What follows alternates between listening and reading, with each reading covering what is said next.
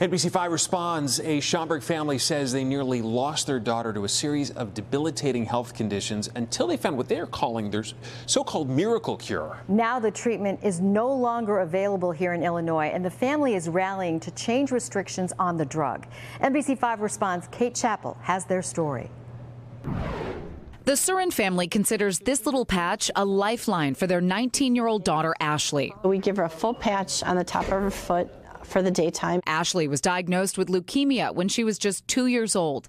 She survived the blood cancer, but her parents say the treatments left her with debilitating seizures, up to 3 a day, and traditional medications weren't helping. And we thought, this has to change. We have to do something different or she's not going to be here. So we thought, we did see a homeopathic doctor. That's what led them to these medicinal patches containing CBD and THC from the company Mary's Medicinals out of Colorado. Under her new doctor's guidance, Ashley's parents made the decision to stop her traditional medication treatment and switch to the patches. They buy them with a medicinal marijuana card, which was issued by the state of Illinois. And how big of a difference has that Oh my gosh. made?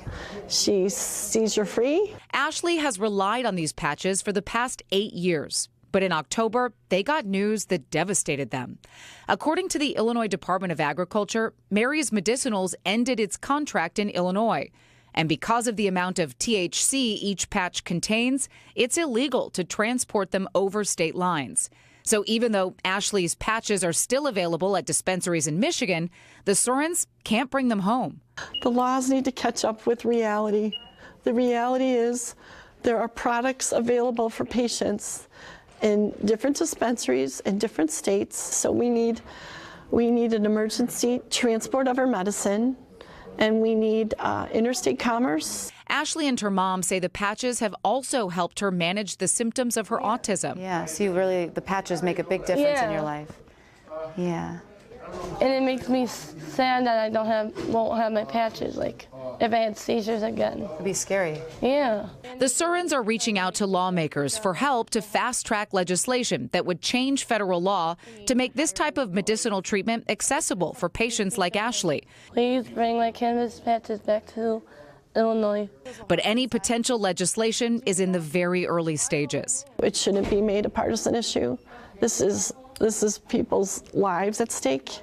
So it should not be backburnered. It's health care. The Surins are familiar with the process.